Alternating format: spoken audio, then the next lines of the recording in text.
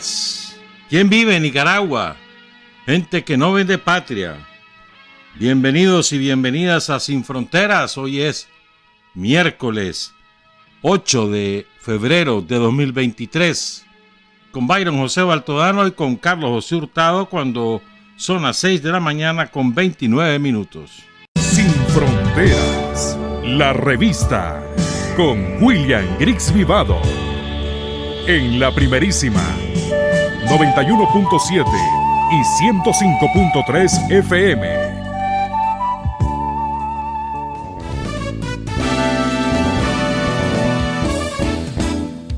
Sin fronteras para decir la verdad. Sin fronteras, trabajar, avanzar, combatir, vencer. Sin fronteras.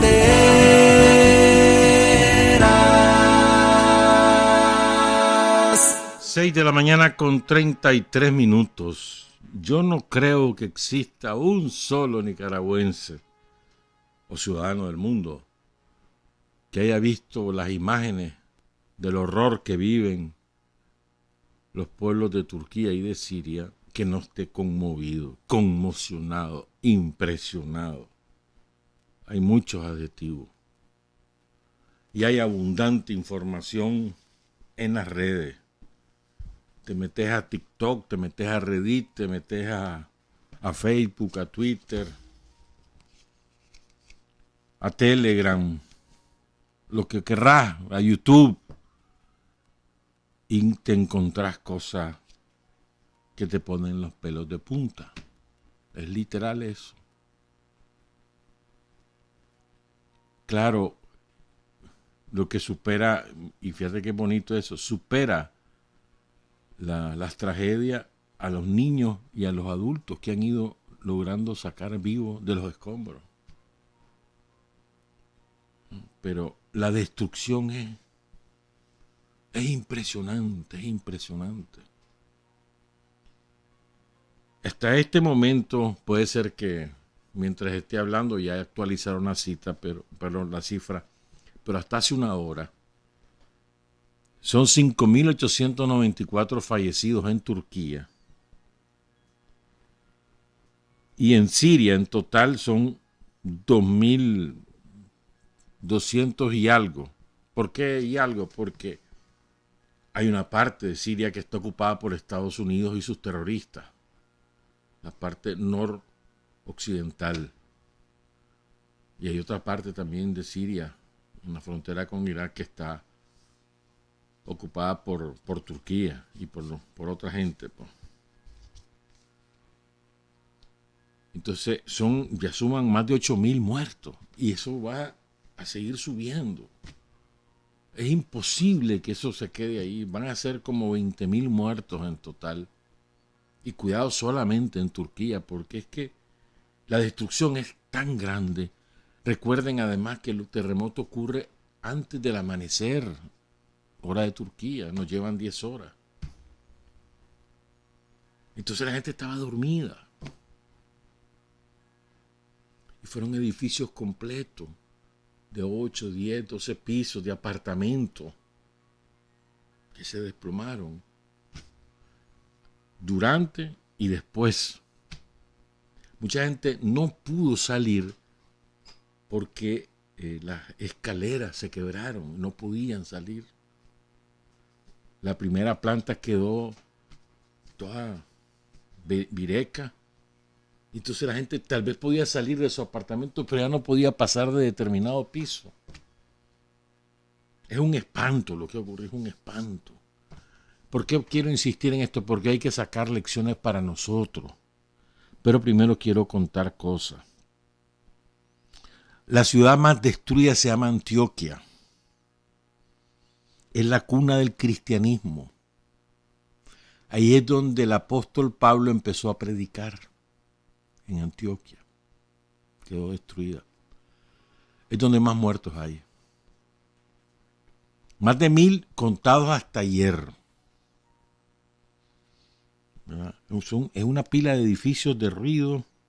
Los otros van a caerse en los próximos días porque sigue temblando. Mira, si los terremotos fueron horrorosos, recordad que fue una sucesión de 6 terremotos por encima de 7 grados, 3 de los cuales ocurrieron en la primera media hora. El otro fue como a las 8 horas, como 10 horas después.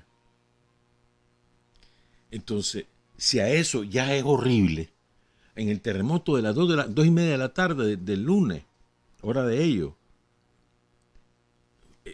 hay muchos videos donde la gente sale horrorizada de los pocos edificios que quedaron en pie, salen horrorizados a la calle, saltando, gritando, y luego se colocan en media calle a orar a Alá. O sea, y además ahí ves de todo, jóvenes, adultos, ancianos, mujeres, varones, niños. Ahí te cruza todo. Y es imposible no conmoverse, pues. ¿Verdad? Sigo contando cosas y después vamos a ir añadiendo. Entonces, no hay un solo edificio en Antioquia, ni uno, que no tenga algún daño. Los que menos tienen daño son los que tienen las ventanas caídas o quebradas. Los que menos, pero es que no hay uno.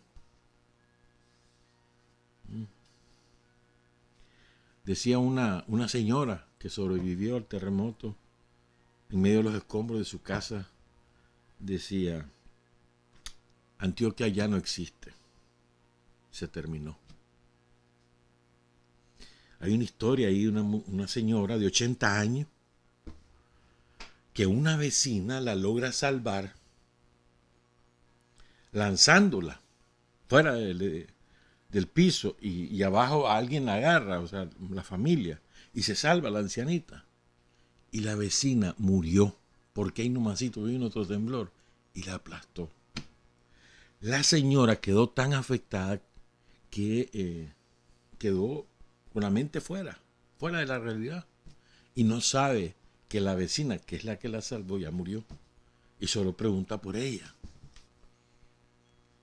Y luego está la historia de esa niña con su hermanito. No sé, estoy seguro que ya lo viste eso, que están atrapados, los salvaron, pero entonces la niña está hablando con su tío y le dice: tío, si usted me salva, yo voy a obedecer, voy a ser su esclava por el resto de mi vida. Eso le dice la niña. Pero es que hay tantas y tantas y tantas historias ahí. Son 10 ciudades destruidas en Turquía. 10 al sur, un poquito oriente, bueno, de los dos, centro más o menos sur, frontera con Siria.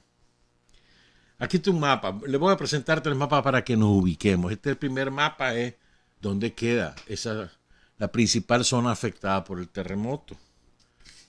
De Managua allá son poco menos de 12.000 kilómetros a Kahramanmaraş, a saber si lo pronuncié bien. Más o menos 12.000 kilómetros en avión. Para poder ir a Turquía tenés que primero ir desde Managua, ¿verdad? Si no quieres pisar Yanquilandia, te vas a La Habana, de La Habana a Caracas, de Caracas a Ankara, y de Ankara te vas a esa zona. O sea, son como 20 y pico de horas en avión. Directas e indirectas, como te tocaría ir esperando y todo eso, son como 30 horas. En este segundo mapa, ahí les presentamos donde está Turquía con Siria, que es la península ya notable donde está Turquía, y abajo, al sur de Turquía, ahí está Siria. Y toda esa zona es la afectada por el terremoto. Y ven que está Bagdad, la capital de Irak, hacia la derecha, está a la izquierda está Chipre, la isla de Chipre. Un poquito más abajo está Alejandría, que es parte de Egipto. Para arriba ahí tenés Armenia, país vecino. Por ahí está Líbano también, e Israel, más al sur. El terremoto se sintió en Tel Aviv, ¿verdad? Y luego en este otro mapa ahí está la zona donde afectó el terremoto. Ese gran círculo, esa es la zona afectada por los terremotos. La más afectada, perdón. Y ahí ven ustedes las principales ciudades, ¿verdad? ¿Qué fue lo que ocurrió en términos científicos. ¿Qué fue lo que ocurrió? Bueno, hay varias teorías. Yo creo que la más extendida es la que voy a comentarle. Esta zona, la península de Natalia, es una de las zonas de mayor riesgo sísmico del planeta. Mayor riesgo que nosotros, pues. Porque ahí, ¿verdad?, es la intersección en tres grandes placas tectónicas. Aquí nos toca la Coco y Caribe. Ahí son tres. Una superpuesta sobre la otra. Cuando se mueve una, que fue lo que pasó, van a oír, se llaman esas tres placas, se llaman la africana, la arábica y la de Anatolia. Y son muy activas, pero son de movimientos lentos, ¿verdad? Graduales, o sea, van moviéndose suavemente, pero no dejan de moverse, siempre están en movimiento. Y a veces chocan entre sí, que fue lo que pasó el lunes, ¿verdad? Aparentemente, lo que primero pasó fue que la falla oriental de Anatolia, la que está en la península abajito, esa se movió horizontalmente, así. Y al moverse, ¿verdad?, aparentemente desencadena que la siguiente falla se active y chocan. Por eso ocurre el primero. Y el segundo, que fue ahí nomasito, es lógico que ocurra porque como que rebotan, pues. ¿Ah? Y el tercero grande, que es el de la tarde, es parte del mismo fenómeno. Va a seguir temblando y probablemente habrá un terremoto de la misma intensidad antes de 2 meses. Ahí, de acuerdo a los cálculos de los geólogos, los científicos, pues. ¿Verdad? Fíjense que fue tan intenso, y es importante que sepamos esto para que saquemos lecciones, compañeras y compañeros. Fue tan intenso que aceleró la gravedad de la Tierra. Se hizo más. O sea, la gravedad se mide, yo lo medí cuando cae algo, bueno, tu mismo cuerpo, el peso de tu cuerpo es por la gravedad, bueno, se aceleró 2 veces. Lo cual, según los geólogos, es algo desproporcionado. Entonces originó una grieta, oigan esto, una grieta de 150 kilómetros de largo y 3 kilómetros de ancho. Esa es la grieta. Pero la zona que afectó es de 200 kilómetros de largo por 30 de ancho. La zona de afectación, o sea, la más terrible, pues. Dice que es probable, dicen los expertos, que es tal la intensidad que cambió la morfología de la Tierra ahí. Es decir, cambió curso de los ríos, cambió tamaño de las montañas, creó nuevos cerros. Que eso se va a saber en la medida que pase el tiempo, porque ahorita la prioridad es salvar vidas. La prioridad va a ser la reconstrucción. Después se va a ir sabiendo todo esto.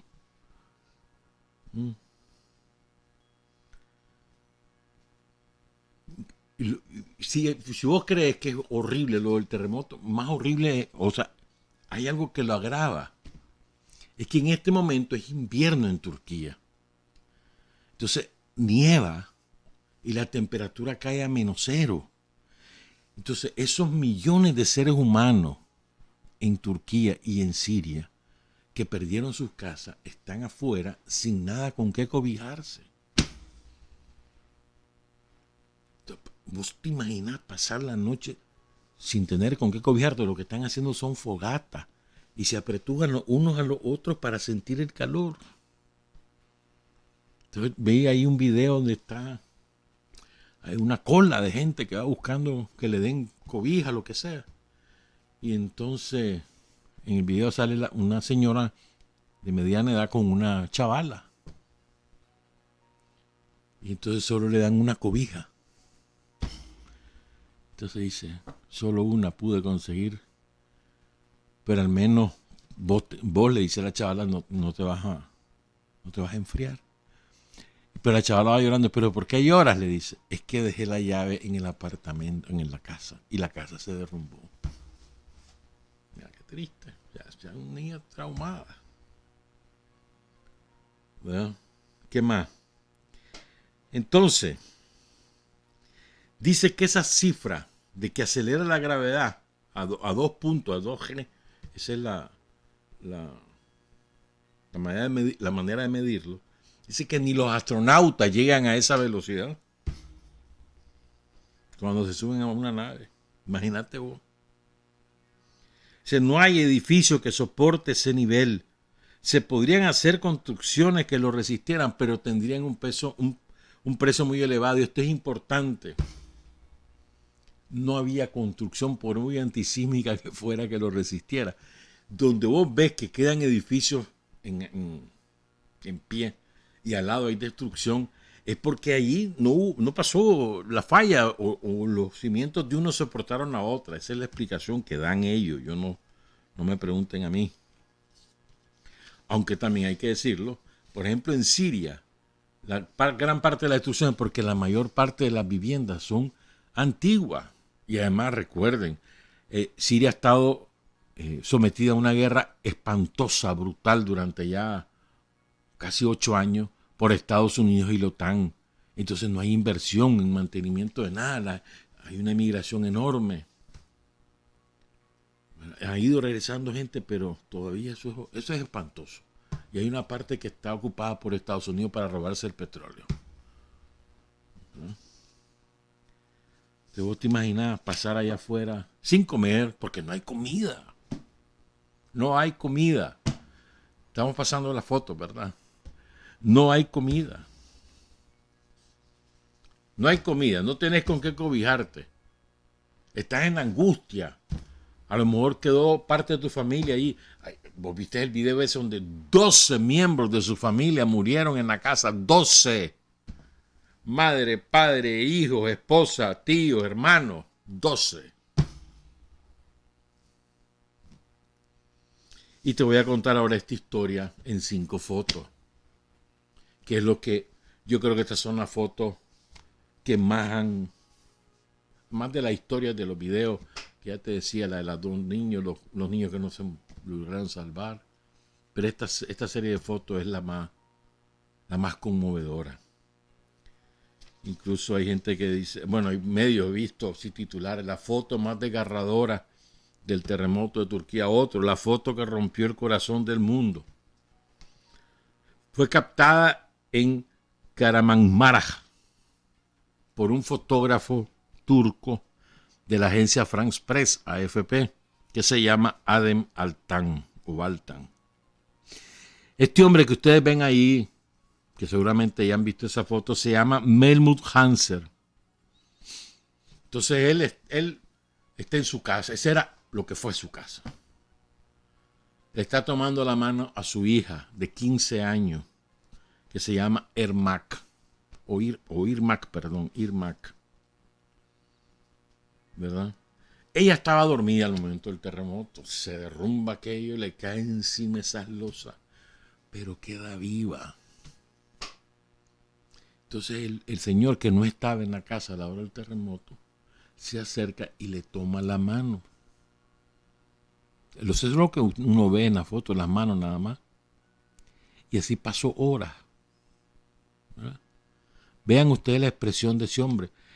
Es una expresión como perdido en el mundo, ¿no? Es como una foto de dolor y resignación. Pero ahora vean la última foto de las 5 que tomó el fotógrafo. Vean la última. Ahí ya soltó la mano el señor, porque ya murió la muchacha. Entonces él estuvo con ella en su agonía. ¿Te imaginas ese horror? Después hay varias fotos de las que hemos pasado. Los padres despidiéndose de los hijos, dándoles un beso al cuerpo inerte, qué cosa. O la mujer ahí, es que son, de verdad, son terribles. ¿Por qué creo que esto es importante? Me platicaba una amiga, yo nunca había visto nada de cosas de terremoto, me dice. Y ahora sí me dio miedo. Bueno, nosotros aquí vivimos en una zona sísmica.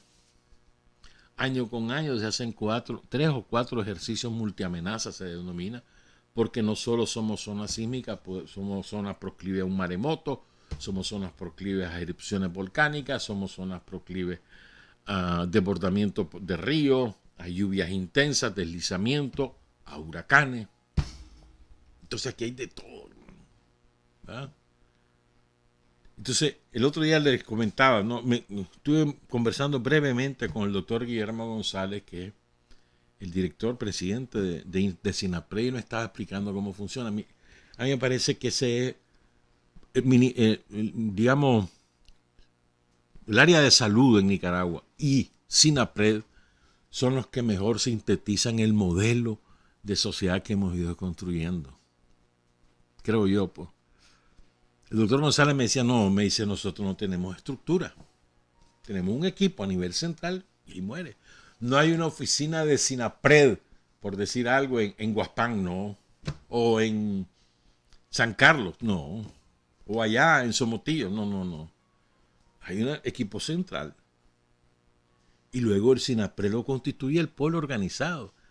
Las autoridades municipales, ¿no? Luego los líderes comunitarios. Ese es el SINAPRED. Y eso es lo que se activa. Con eso es que se comunican. A ellos es los que capacitan. O sea, la misma gente se protege a sí misma.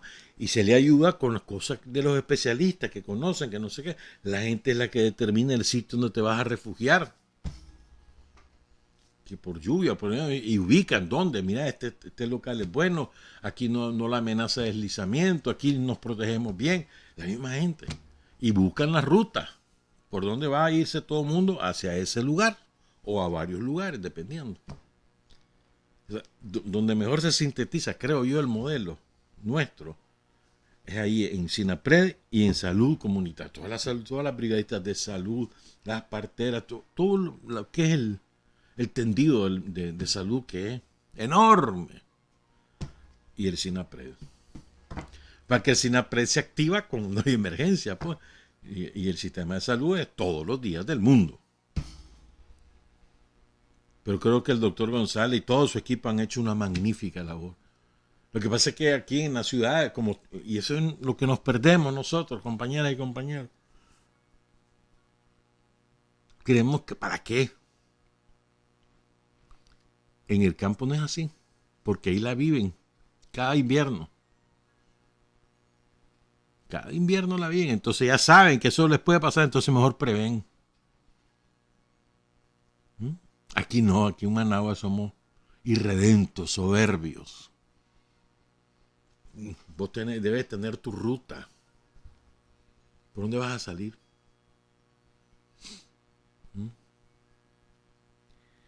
Y otra cosa. Creo que también esto nos enseña.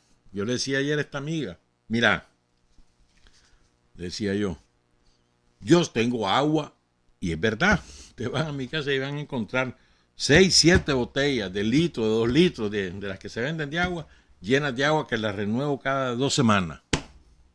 Porque hay un terremoto, lo primero que se te va es el agua, hermano. La energía, perdón, y el agua. Se fue. Ay, ¿y el agua que vas a tomar? El agua, cualquiera de nosotros la puede guardar. No me digas que necesitas tener reales para guardar agua. No me digas eso. Lo primero es agua.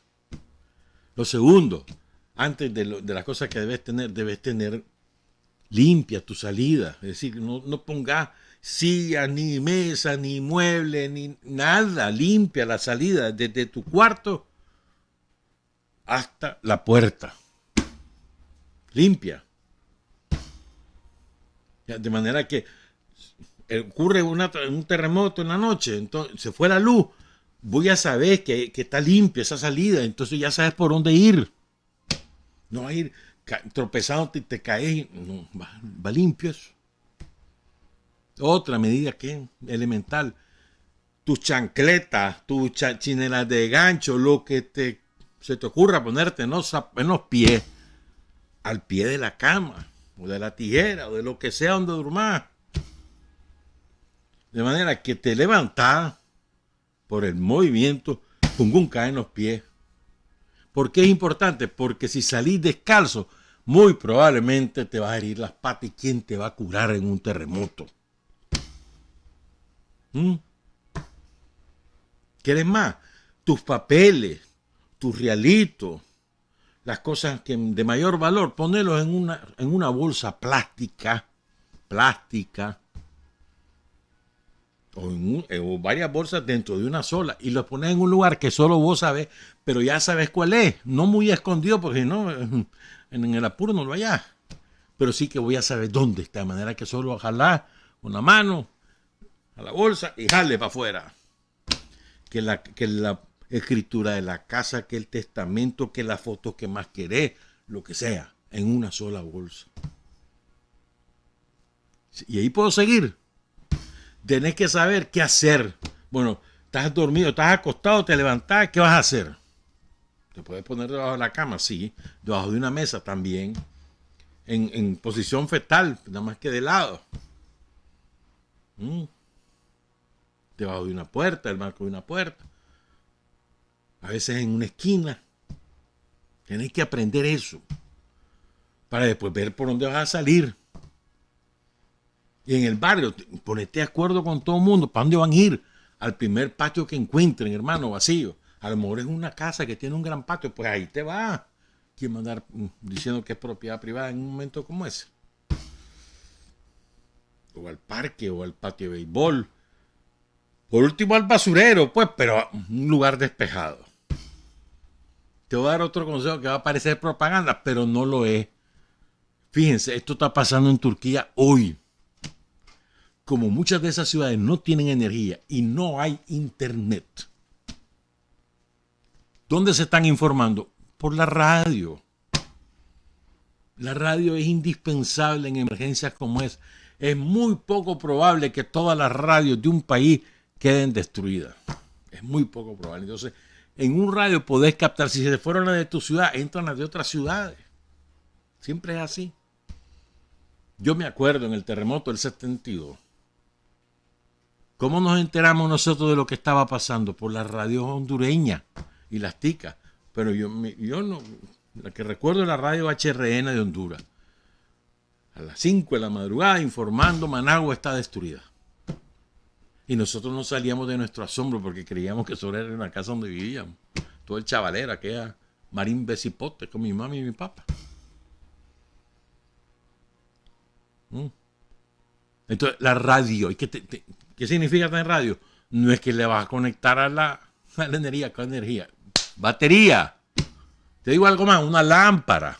Búscate una lámpara. Es que el celular me sirve, ay, cuando se acabe la batería, no va a ocupar la batería para otra cosa. Entonces una lámpara, esas de batería, puede ser chiquita, ¿sí? Una lámpara. Y que esa lámpara esté en un sitio donde vos solo te levantás y ahí quitar la lámpara, quitar la bolsa de los documentos, vámonos. No se te ocurra regresar, porque ya pasó, no se te ocurra, porque pasa lo que les pasó a los de Turquía. Una sucesión de 6 temblores de más de 5 grados, 3 de ellos de más de 7. Bum, bum, bum, bum, bum. No se te ocurra regresar hasta que ya de verdad la situación se estabilice. Tenemos que aprender, compañeros, de estas experiencias. Nos conmueven esas fotos. Bueno, aprendamos, pongamos en práctica los conocimientos. Los bomberos tienen un montón de consejos sobre esto. Platiquen con ellos. Te enseñan, los bomberos te enseñan. En el SINAPER, por supuesto.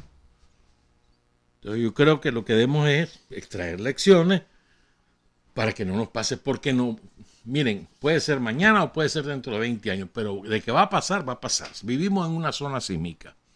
Tenemos que acostumbrarnos a eso. Riva fue destruida por un terremoto en el siglo XIX. León. Managua 2 veces. Masaya. Sí, hombre, entonces tenemos que prever. Tenemos que prever. Aprender a convivir. El miedo es paralizante. No se trata de aquí de tener que por miedo hagas las cosas, sino que con convicción y con conocimiento. Y enseñarle a tu familia. Puede ser que, vos sabes que los chavalos son los más irredentos. Pues, este viejo es loco. O sea, uno de 15 diciendo, hay que platicar con ellos. Enseñarle todas esas fotos, cómo fue la cosa. Entonces tal vez ahí se sensibilizan. Sobre todo porque nosotros somos rápidos para olvidar lo que pasa. Ya la semana ya nadie va a estar hablando de esto. Entonces hay que ahorita aprovechar para sensibilizar a todo el mundo en tu casa, en tu familia, a tus vecinos. Que todo el mundo se sensibilice y que aprenda a tomar medidas de precaución. Ahí están los consejos de SINAPRED. En el Comupred puedes ir al líder de la comunidad. Te aseguro que ahí tienen consejos. O si estás en Managua, anda pues al SINAPRED. Ahí vive dando charlas el doctor González y todo su equipo. Por donde quiera andan. Les han puesto computadoras. Hay una red de sismógrafos por todos lados. Hay una gran inversión del gobierno. Porque al gobierno le interesa la prevención de las tragedias y salvaguardar la vida. Ese es el propósito del gobierno sandinista. Bueno, me tengo aquí. Vamos después a hablar de un par de cosas adicionales. 3 cositas más. Son las 7:04. Hay hombres que luchan un día y son buenos. Hay hombres que luchan un año y son mejores. Pero hay hombres que luchan toda la vida. Esos son los imprescindibles. Son las 7:07. Bueno. Si alguien es cretino, uno dice, no, un cretino es difícil que te asombre, porque ya es cretino, ya es imbécil, pues ya es idiota, es burro. Es difícil que te sorprenda, pero no te sorprenden. Se llama Josep Borrell. Este tipo ya está mayor, catalán, desgraciadamente catalán. Alguna vez se las picaba de izquierda, hace muchos años. Aquí vino a babearse con Daniel, literal, a babearse con Daniel. Quiso ser máximo dirigente de los socialistas en España, lo derrotaron, se fue a las basureros, de ahí lo rescataron, lo mandaron aquí, y ahora es el canciller de Europa. Este es el que dijo que Europa es un jardín en que los demás somos unos salvajes. Este fue el que lo dijo. O sea, te digo, ya después de eso ya no nos va a... No es posible que diga más estupideces. Pues sí, las dijo ayer. Y después que dijo ayer una, dijo otra más tarde. Entonces, digo. Les voy a contar qué fue lo que pasó. Viene el tipo, había un evento. Ahí en Bruselas, la capital de Europa. Capital de Bélgica. Y entonces el evento es así como... pero muy serios ellos, muy de saco y corbata, con micrófonos, y entonces y las mujeres elegantísimas, canales de televisión, y los expertos con caras adustas, severas, ¿verdad? Sus lentes y no sé cuánto, y todo el mundo asintiendo, como que son gente seria, ¿me entendés? Dándote esa imagen. Ni un negrito había ahí, ni uno. Todos ellos, la raza superior. Está bien el imbécil ese y dice, era un evento contra la desinformación de los rusos en Europa. ¿Ah? Entonces viene el hombre este y dice, ¿verdad? Prohibir los canales rusos, Russia Today, RT, y Sputnik. Prohibirlo no es prohibir la libertad de expresión. Al contrario, es protegerla. Fíjate bien. Prohibir la información de los que no piensan como yo no es agredir la libertad de expresión, es protegerla. Y te acordás lo que nos han dicho a nosotros, las chanchadas que nos han dicho a nosotros. a lo largo de todos estos años, lo viven diciendo, que aquí hay persecución contra los periodistas, que aquí no hay libertad de prensa. No vienen diciendo eso. Entonces este tipo se superó a sí mismo, el jardinero Borrell. No, es que no llega jardinero, un jardinero es un técnico de primera, hermano. Hay que tener gusto para ser jardinero, hay que tener pericia, pero además gusto, o sea, saber hacer las cosas. No, no puede ser jardinero, Borrell no llega a eso. No, hombre, el jardinero es alguien de calidad. No, yo no sé cómo calificarlo.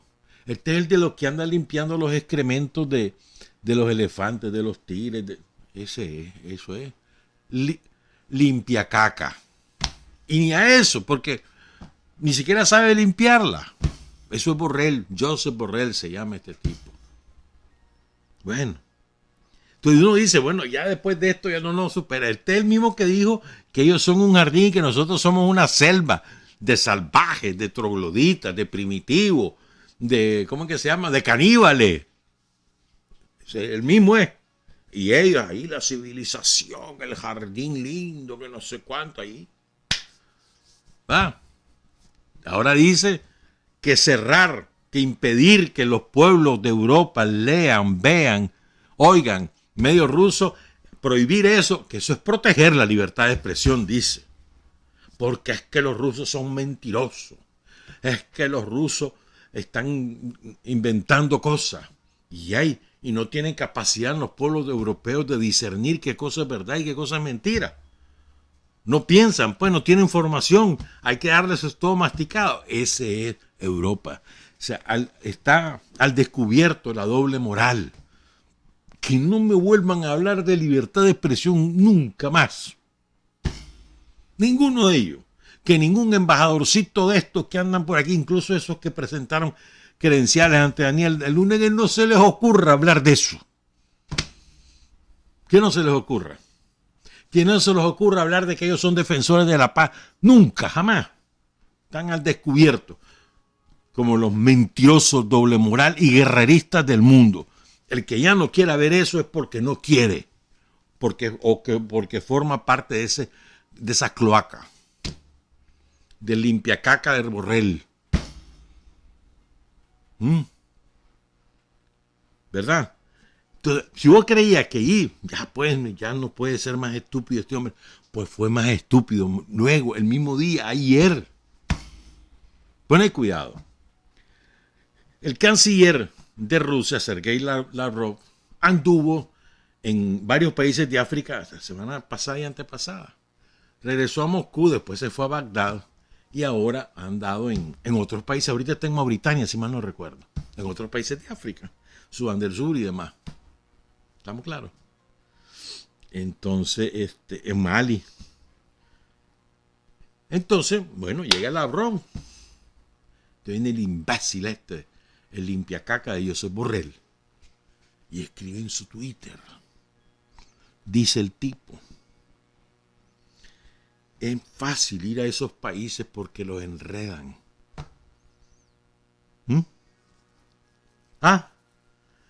Es fácil ir ahí, pero a otros países no sería tan fácil para los rusos. O sea, ¿qué clase de racismo? Espérate, se me había olvidado. Espérate, se me había olvidado. La confesión de parte, relevo de prueba.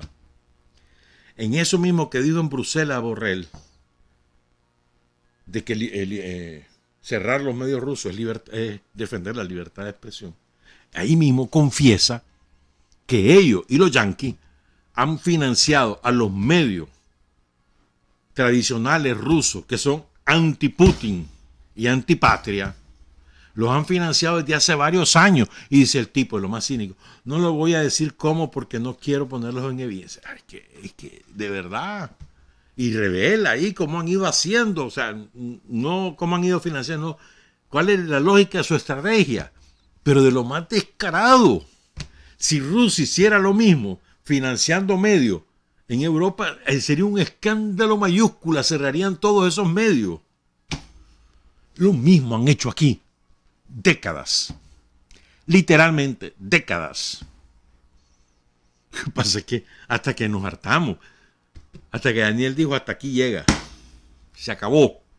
Cero financiamiento extranjero a ningún medio de comunicación. ¿Ah?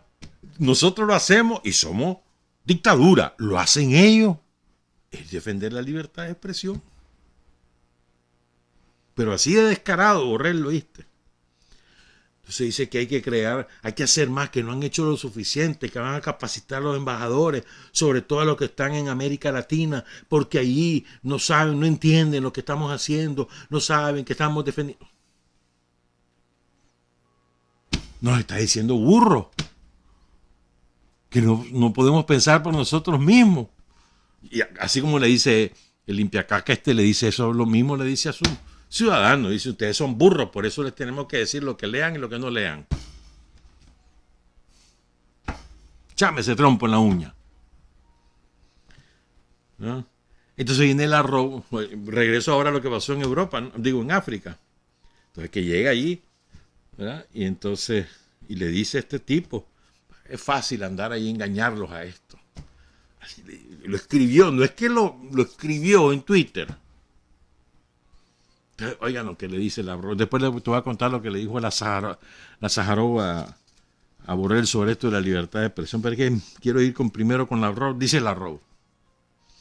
Lo dice un hombre sobre Borrell. Bueno, no sé si es hombre. No creo que llegue a esa categoría. Una hiena, una bestia.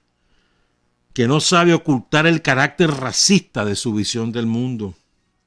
No hace mucho dudó en decir públicamente que Europa es un jardín en flor.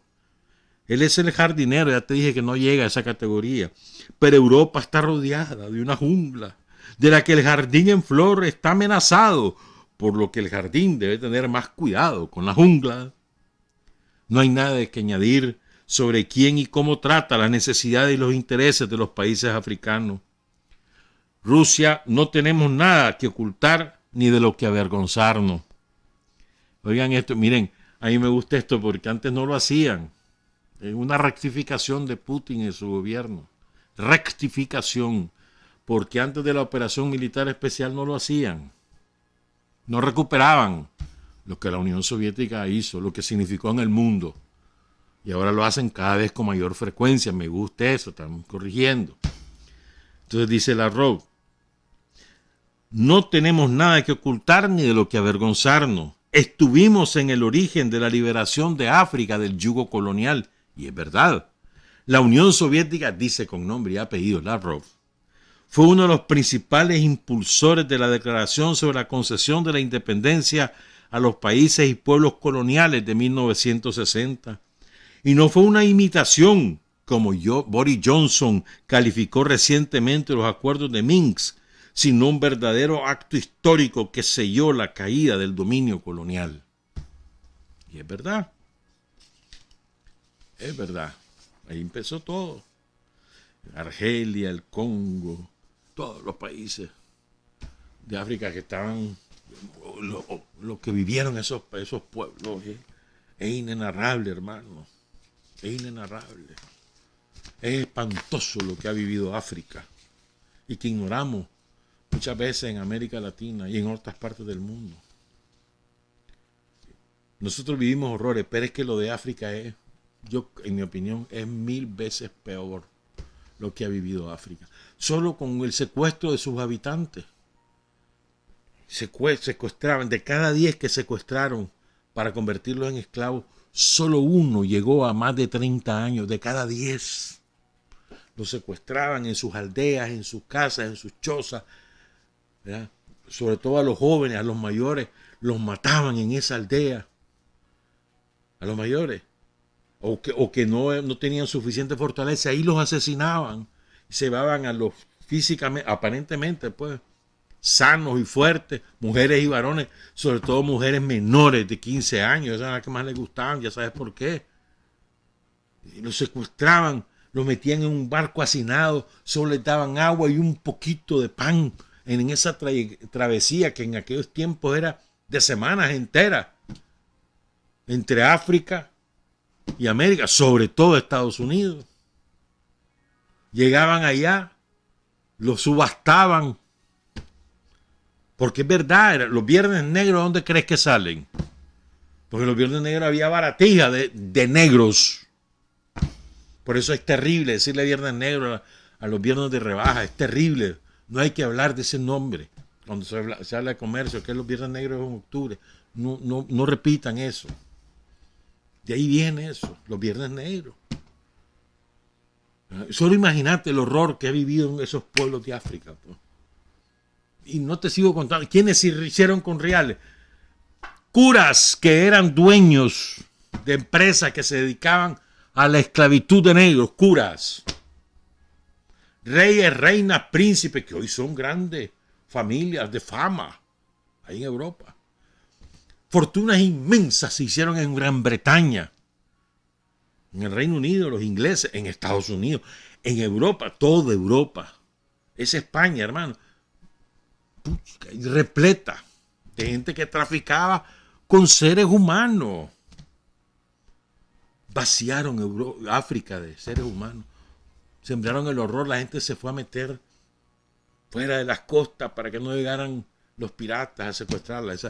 Te estoy contando solo un aspecto, después meterle los genocidios que hayan habido para apoderarse de los diamantes, del petróleo, del oro, de todo lo que tiene África. Entonces, y estos desgraciados siguen tratándolos así, pues. Y yo siempre he creído que la civilización, entre comillas, porque no sé si somos civilización del planeta Tierra, ha llegado al desarrollo que hoy tiene gracias al continente africano. De ahí viene la sabiduría como tal, pero bueno. Entonces, eso es Borrell. Entonces viene la Zaharova,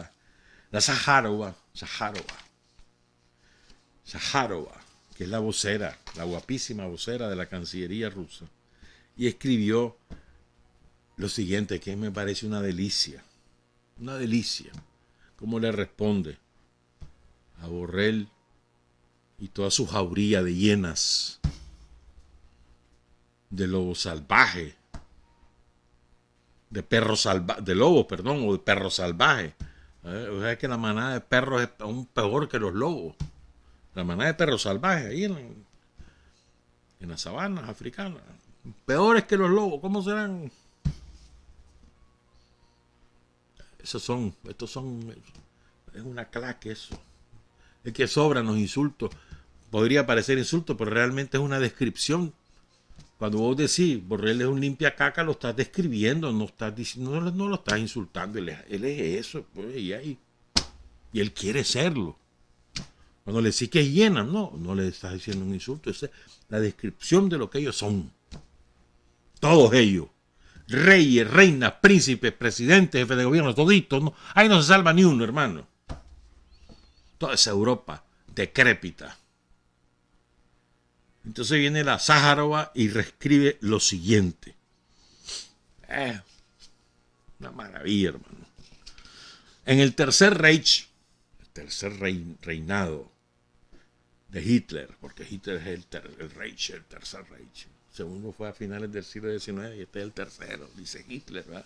El rey, el emperador. Se prohibieron libros de unos 300 autores. Entre ellos se encontraban Erich Maria Remarque, Karl Marx, Sigmund Freud, el fundador del psicoanálisis, Henry Barbusse, el que le puso General de Hombres Libres a Sandino, Jack London, un formidable. Si nunca han leído un libro de Jack London, búsquenlo. Son unas novelas bellísimas. Bellísimas. Lean a Jack London. Y ni siquiera es de estos lados, de ellos. Prohibido por Hitler. Por supuesto, prohibió a Gorky. ¿No has leído La Madre de Máximo Gorky? ¿No lo has leído? Léelo, hombre. Vas a llorar todo el libro. Pero te vas a simbrar tus sentimientos. Es un libro extraordinario. O El Hombre de Acero. Bueno, en fin. Y muchos otros, dice Zaharova. También entonces, dice, todo empezaba con prohibiciones, con la quema de libros y terminaba con la quema de personas, porque los libros son pensamientos impresos y las personas son pensamientos que cobran vida. Te contaré cómo fue, dice Zaharova. Para justificar las prohibiciones, los nazis incendiaron el Reichstag, o sea, el Parlamento, el edificio del Parlamento. Lo que permitió, ellos mismos lo incendiaron, acusaron a los comunistas, y entonces dice, lo que permitió la represión de los opresores, de los opositores políticos. Fue entonces, en el Tercer Reich, cuando empezaron a quemar libros de autores indeseables. Después de eso, se ordenó que todos los periodistas del Tercer Reich tuvieran que unirse al partido nazi para poder continuar con sus actividades profesionales. Todas las autoridades debían suscribirse a la prensa nazi. La quema de los cuerpos de las víctimas de los verdugos de los campos de concentración y de los monstruos vino después. Pongan cuidado, lo que está planteando Zaharova. Fíjense bien, les dice. Así empezó Hitler, prohibiendo, después reprimiendo, matando a los comunistas, a los periodistas, a los intelectuales. Después vino la obligación de los periodistas de afiliarse al partido nazi o no podían ser periodistas. Comenzó con las prohibiciones, sí. Después viene, dice, los campos de concentración, donde asesinaron al pueblo judío, 6 millones de judíos cremados, asesinados en la barbarie de Hitler. Y sigo yo ahora. Eso es lo que decía yo. Bueno, y ahí murieron todos los comunistas habidos y por haber, y no solo de Alemania, de Checa, de Eslovaquia, de Polonia, del propio Rusia, de Finlandia, de todos lados, hermano. Es difícil, dice Zaharova, dar una fecha exacta de la primera evidencia de humo negro procedente de las chimeneas de las cámaras de tortura. Es difícil, pues, saber cuándo empezó la cremación de los seres humanos. Recuerden, a los seres humanos que mataron en las cámaras de gas, no los metían a esas cámaras muertos. Por eso digo que mataron. Iban vivos y los cremaban. Ese es Hitler. Y todo comenzó prohibiendo. Sigo. Nadie sabe una fecha exacta de la primera chimenea grande, pero el fenómeno se hizo omnipresente y se convirtió en un verdadero símbolo del régimen nazi. Por cierto, dice Zaharova, a Joseph Borrell, el limpiacaca, le parecerá interesante que después del incendio provocado por el Reichstag, cuando los nazis justificaron por primera vez las prohibiciones por la protección, el decreto del presidente del Reich, Hitler, dice, se llamó sobre la protección del pueblo y del Estado, lo mismo que está diciendo Borrell, que prohibir los medios rusos es proteger la libertad de expresión, es calcado.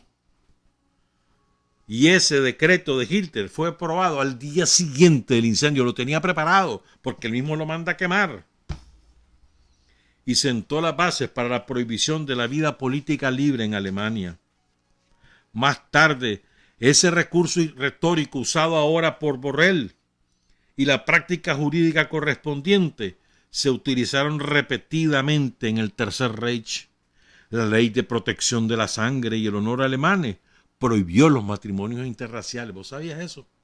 Por ley, Hitler decretó que ningún alemán se podía casar con alguien que no fuera de la raza aria.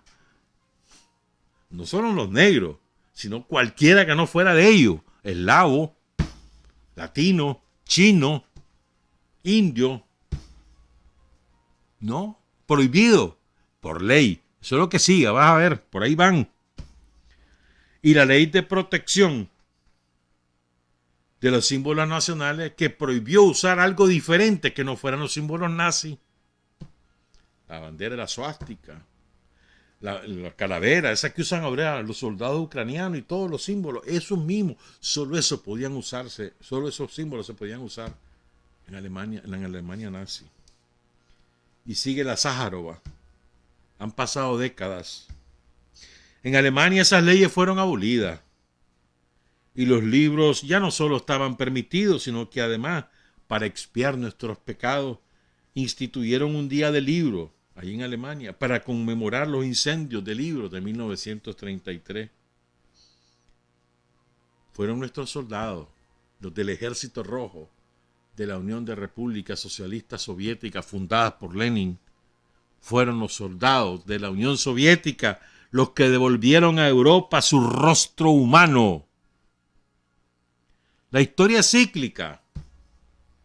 Hoy la nuestra vuelve a luchar contra esa lógica misántropa. Sájarova.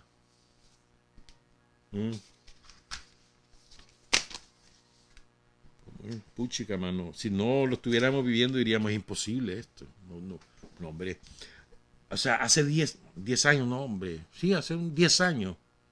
Si alguien te dijera que los nazis habían resurgido, diría, vos estás loco, son exagerados. Hay grupos, diría vos. Si hace 10 años te hubiera dicho, no, si los nazis se enquistaron aquí, ¿no? Y ahí están como durmientes. Son exagerados. La historia oficial se había dedicado a ocultar que los ejércitos de Europa y de Estados Unidos habían absorbido a la oficialidad nazi que huyó del campo de batalla cuando el Ejército Rojo llegó a Berlín.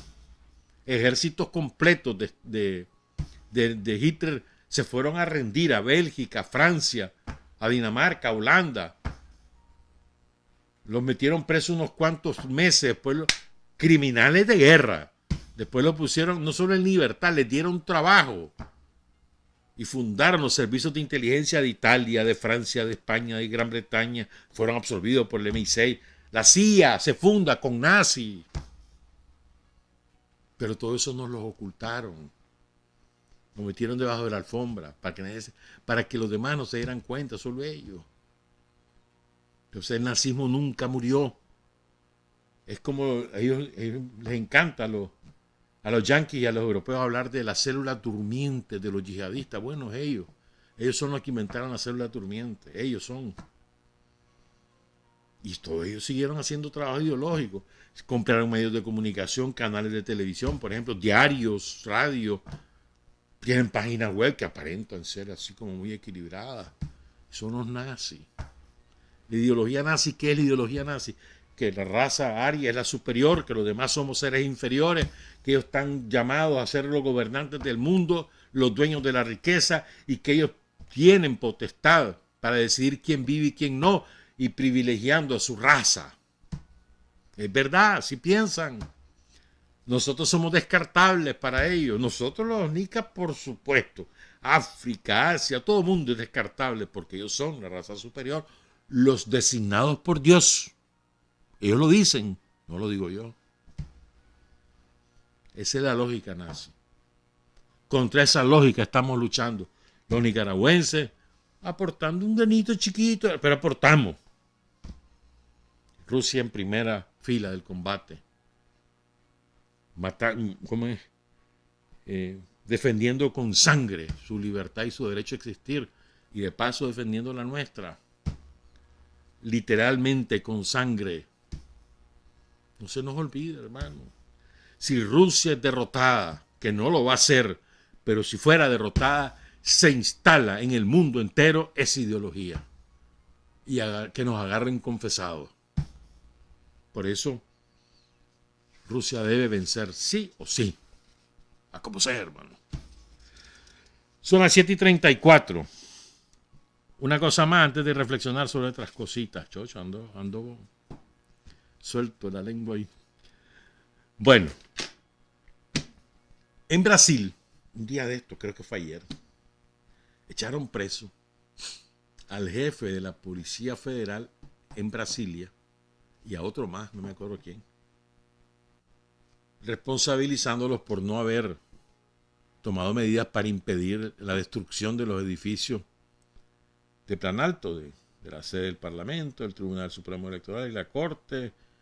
Hasta se metieron a la residencia presidencial, etcétera. Eso fue lo que pasó. Y entonces, ¿saben cuántos presos tiene Lula ahorita? Preso. 900, ya te voy a decir, espérame, aquí tengo 22.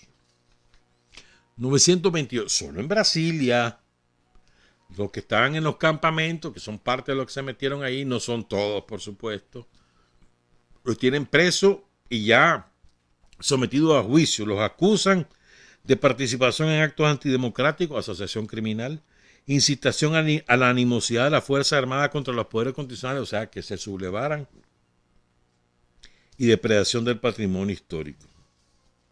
Fueron más de 1.500 los que echó preso Lula. Lula los echó preso, no me vengas con cuento. Poco más de 500 los pusieron en libertad porque eran muy mayores, porque estaban enfermos, porque incluso mujeres embarazadas o lactantes, incluso en serio, ahí iban. Pues eso lo pusieron en libertad, pero le pusieron un grillete. ¿Verdad? Repito, son 922. ¿Son presos políticos o no?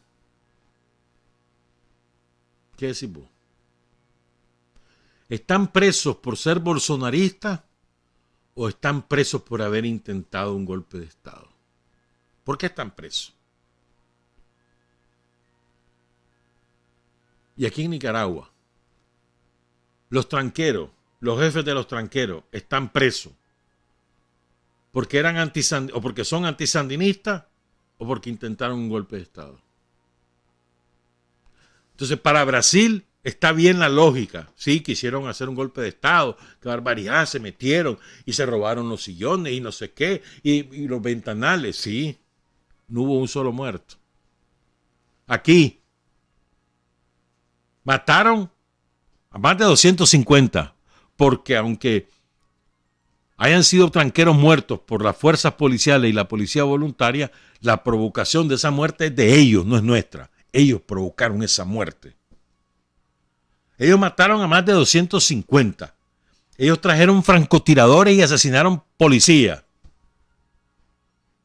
Asesinaron sandinistas, quemaron vivos a sandinistas por ser sandinistas. Ellos se fueron a Estados Unidos a pedir reales para hacer esa barbaridad. Ellos se fueron a Estados Unidos a pedir que vinieran los marinos e invadieran Nicaragua. Ellos. Los bolsonaristas no hicieron nada de eso. Nada. Ellos andaban armados con fusiles de guerra. Los bolsonaristas no. Los tranqueros aquí quemaron estaciones de policía, centros de salud, edificios públicos, de oficinas públicas, ambulancias. Ambulancias, te estoy citando los casos más terribles. Violaron mujeres en los tranques. Torturaron en los tranques. Los bolsonaristas no hicieron eso. Los bolsonaristas no agarraron a ningún partidario de Lula. No lo desnudaron, no lo torturaron, no lo vilipendiaron. Tampoco lo mataron. Aquí sí. Allá están presos porque intentaron un golpe de Estado, dice Lula. Aquí están presos porque son opositores, porque son antisandinistas, dice Lula. ¿Te fijas pues cómo es la doble moral? Y no solo Lula, el tal Alberto Fernández o el tal Gabriel, ese Boric. Son igualitos.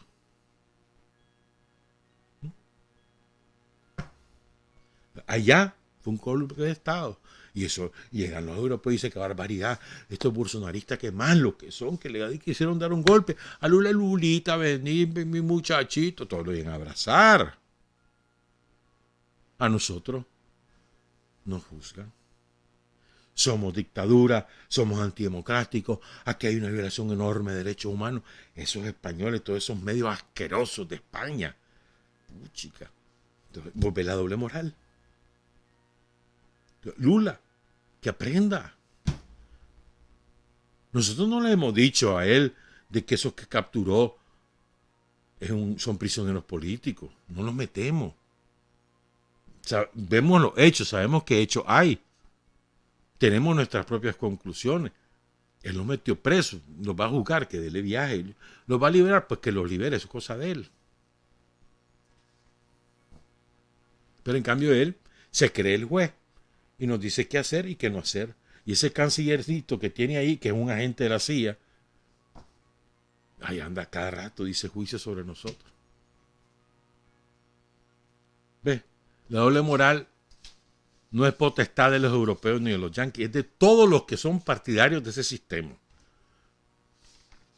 que es el sistema neocolonial. No se nos olvide, pues. Y eso que no me metí con otro por ahí. Otro día te lo cuento. Son las 7:40. Vamos con otra cosa que la tengo desde el fin de semana, hermano. Hoy es 8, ¿verdad? El viernes pasado, en una sección de ese diario asqueroso, en términos políticos, un diario asqueroso, repugnante, que es El País de España. Allá, a finales de los años 70 y principios de los 80, ese diario valía la pena. Tenía de todo. Y informaban con equilibrio. Ahora es un asqueroso, un aparato de propaganda, pero de lo más asqueroso. Pero tiene secciones que son buenas.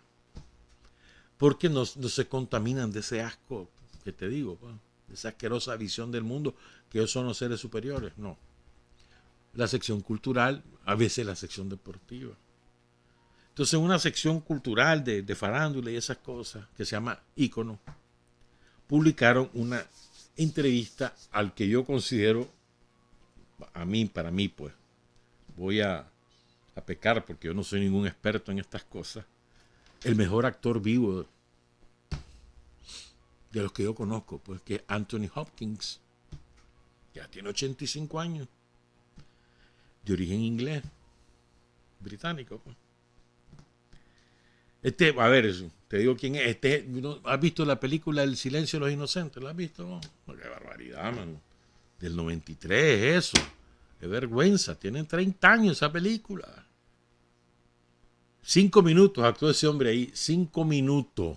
La larga de la película. Ganó el Oscar a mejor actor secundario. Y todo el mundo se acuerda de la expresión de él cuando se saborea recordando cómo comía él seres humanos, porque era un caníbal.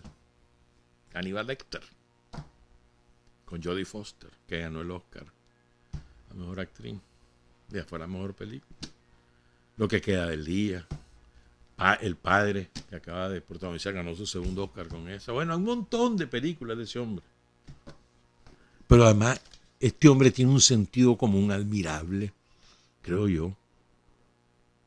Y tiene una reflexión filosófica, en mi opinión, extraordinaria. Y quiero compartir algunas de esas cosas, porque me parece que son válidas para todos nosotros.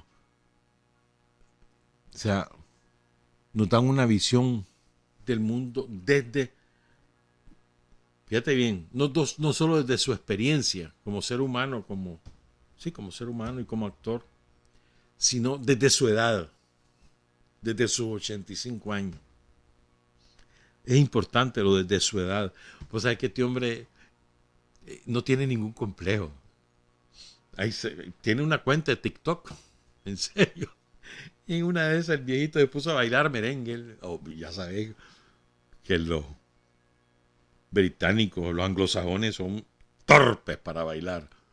Quieres ver bailar un merengue, es un dominicano, un colombiano, un cubano, hermano. Pero estos son de lo más tieso. Pero bueno, solo te lo digo para que veas cómo es este hombre. Entonces, una cosa que me llamó la atención. Dice que él es actor porque se aburrió de que le dijeran estúpido. Fíjate bien. Tenía 17 años y todo el mundo le decía que era un estúpido porque era mal alumno. ¿Y quién lo alienta? Su abuelo. ¿Y sabes lo que le decía a su abuelo? Pongan cuidado en esta frase. No hagas caso a la gente. Haz lo que querrás. Tené fe en lo que vos vas a hacer, en lo que quieras hacer, y lo vas a lograr. Y dice, a partir de ahí,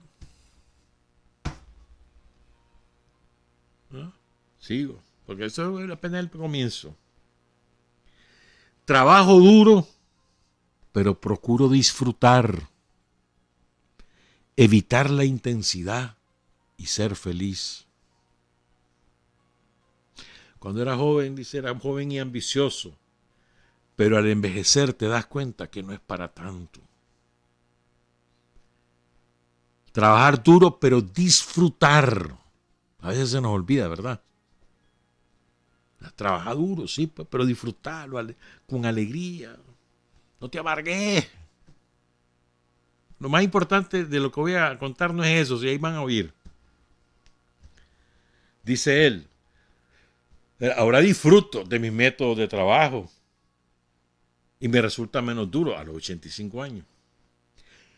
Oigan, disfruto del proceso, no del resultado, del proceso. A veces a nosotros solo nos gusta disfrutar del resultado, y eso sí es bueno, del proceso. Aprendiendo los diálogos y las palabras de una forma apresurada para luego diseccionar y desmenuzar las líneas. Es un proceso que lleva tiempo. ¿Ya? Ahora entro relajado después de la experiencia, cuando llego al plató, al escenario. Oigan esto, y esto es aplicarlo a la vida, aplicarlo a la política, aplicarlo a la revolución, lo que te voy a leer. El secreto de la actuación, dice él, poner el secreto de la revolución, está en escuchar al otro actor. Fíjate bien. Esa es la clave. Cuando escuchas de verdad, se genera una nueva conciencia. Y las palabras se transforman en una energía común. ¿Ah, qué lindo? Cuando escuchas a la otra persona. Nosotros llegamos ante todo el mundo creyéndonos los dueños de la verdad. Cerramos la mente. Si no dicen algo que está de acuerdo a lo que yo pienso, lo desechamos y lo enfrentamos.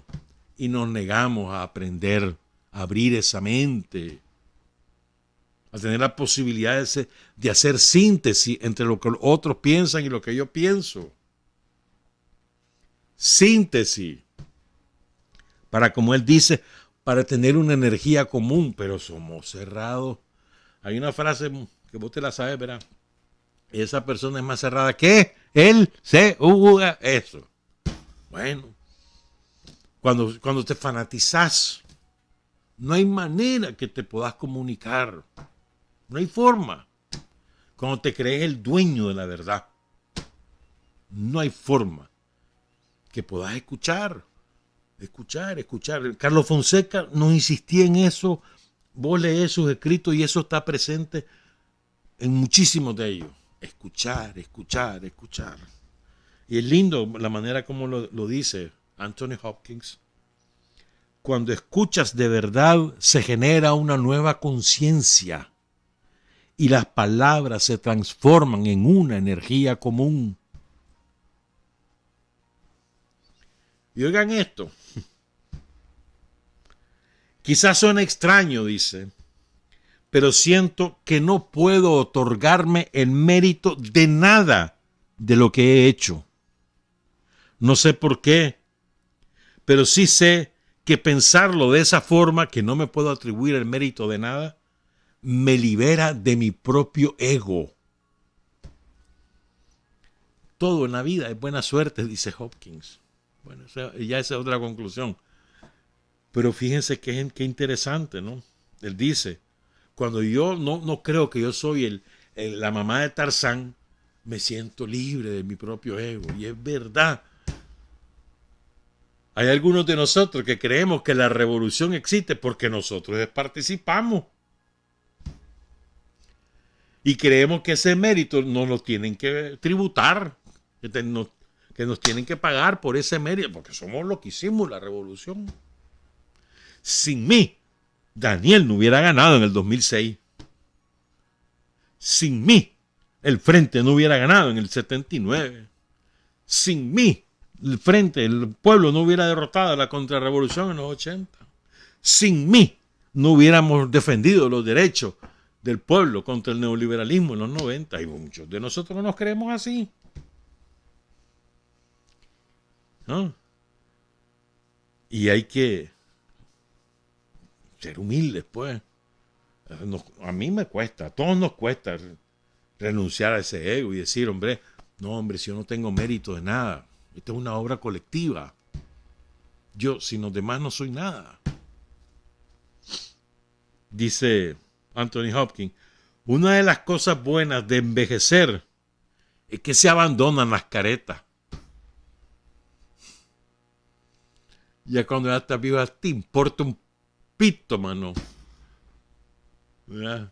Andar aparentando, sos lo que soy y ya está. Cuando estás chavalo, ahí andás con las apariencias. Hay muchos que en redes sociales aparentan ser una cosa y cuando lo conoces son otra, ¿verdad que sí? Conoces a varios, ¿verdad que sí? Que en redes sociales te dan consejos y se ponen como nada más, y yo amo, y yo no sé qué. Y ya cuando lo conoces, hermanito, por Dios. Qué desastre aquello. Bueno, ya cuando uno está viejo le vale eso de las apariencias. Dice, miren qué lindo esto. Voy a repetir la primera. Una de las cosas buenas de envejecer es que se abandonan las caretas. Se acaban. Hay que estar presente para los demás. Ser amable, divertirse, disfrutar. Es una lección de vida, hermano. Estar presente para los demás. El otro día leí una frase lindísima. El que no es capaz si no sos capaz de sentir como propio el dolor ajeno, ¿qué cosa es el amor entonces? El amor es eso, ser capaz de sentir como propio el dolor ajeno. Entonces, estar presente para los demás, ser amable, divertirse, disfrutar. Qué lección de vida la que nos da este hombre. No es una cuestión únicamente de ego, porque todos tenemos un ego. Y eso es lo que te saca de las camas las mañanas. El problema, oigan esto, a ver si no es cierto que te cae a vos. Oye esto. El problema es cuando empiezan a decirte que sos especial, que sos diferente. El ego es una estructura muy poderosa. Tiene dos personalidades. Una es la que te da ínfulas y te hace creer que eres Dios. Y la otra personalidad del ego es la que te permite seguir adelante. El ego puede ser muy destructivo. Lo ves en el cine y lo ves en la política. Pero una vez que alcanzas cierta edad y tus huesos empiezan a rechinar y te empieza a doler la espalda, el ego te dice, cálmate, hombre. Ya nada es tan importante. Ya cuando llegas a viejo y todo te duele, hermano.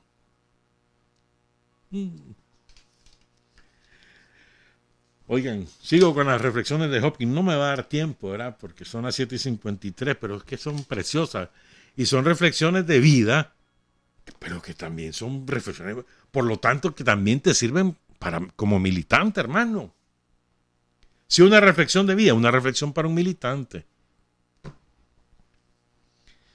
La vida es importante, ¿verdad? Hay mucho dolor y sufrimiento en el mundo y muchas dificultades. La gente va al trabajo y trabaja duro por unas vacaciones de 2 semanas. Yo repaso mi propia vida y lo que me pregunto es, ¿qué he hecho realmente? No lo sé, pero no puedo permitirme el lujo de tomarme en serio cuando hay gente capaz de hacer cosas que yo apenas puedo llegar a comprender. Médicos, investigadores, personas que construyen una aeronave o la tubería de una casa, gente que está cavando en la calle. Esas son las personas que hacen que el mundo siga funcionando. Y es verdad. O sea, a veces a mí me irrita cuando yo veo las críticas. A ver, yo le exijo, por ejemplo, buena escritura y ortografía a los periodistas. Porque ese es oficio. Hay que exigírselo. Pero que una persona no tenga buena ortografía y escriba en las redes, pero es un albañil, o es un ingeniero, o es un médico, o es un jardinero, o es un fontanero, o es una ama de casa, o es una enfermera, o es una arquitecta, o es una productora. Te digo, hombre, yo podré escribir mejor que ella, pero ella sabe hacer mucho mejor en lo que es especialista. No andes criticando tonteras, pues. Y todos esos esfuerzos son lo que hacen la vida, el mundo. Pero sin ellos no sos nada. Vos sos parte de eso, pero no sos eso. No sos todo. ¿Verdad? Dice este hombre, mira qué interesante. No me he puesto objetivos. De hecho, procuro depurar mi mente de cualquier deseo. Es mejor no esperar nada. No pidas nada, no esperes nada y acepta todo. Ese es mi lema, dice Hopkins. Es una forma de apartar las inseguridades, dejarlas a un lado. El miedo no es un buen acompañante. El miedo es una fantasía. Tienes que controlar el miedo y decir, vale, suficiente, hagámoslo. Y voy a cerrar esto con esta reflexión de Hopkins. Ya nos vamos porque viene el MEFCA. La vida, todo lo que he vivido, todo lo que he experimentado, bueno, el poder de mi trabajo, de lo que hago, dice Hopkins ahora. Lo que te da es toda esa experiencia, esa vida, es una sensación de paz. Creo que según envejecemos, sabemos menos cosas. ¿Verdad qué lindo? A medida que te vuelves viejo, te das cuenta que sabes nada. Cuando era joven, dice, sabía de todo, pero ahora, nada. Intuyo que no entender nada es parte del final de la vida. Tengo largas conversaciones con un amigo sobre qué significa todo esto, sobre la esencia del tiempo. Me fascina, porque nadie puede explicar qué es el tiempo. Simplemente, el tiempo no tiene sentido y me hace dudar de todo. En fin, solo soy un actor y no sé nada de nada. Apenas puedo salir de la cama cada mañana. Lindo, ¿no? ¿Qué es el tiempo? ¿Te has preguntado eso? ¿Qué cosa es el tiempo? Porque el tiempo es relativo. Lo que para vos es una gran cantidad de tiempo, para otras personas, y en términos históricos, vos decís, chocho, hace 44, 45 años fue la revolución. ¿Y qué es eso en términos históricos? No es nada. Es un suspiro. Vos mismo sentí que todavía ayer estabas luchando contra Somoza. Y han pasado 44 años, hermano. El golpe tiene 5 años de haber pasado y te parece que fue ayer. Navidad. Fue hace 2 meses. Menos. Voy a decir, chucho, ¿y qué hora pasó enero? Tenés, qué sé yo, 30 años, 25 años, 45 años, 50, lo que tengas. Y decir, a la chocho, hermano, pero si ahora ya me duele tal cosa, ya hace ratito yo era el primero que llegaba a la cantina y el último que me iba. ¿No? O tenés 15 años y decís, chocho, si hace poquito todavía le pedía permiso a mi papá y ahora ya no. El tiempo es relativo. ¿Pero qué es el tiempo?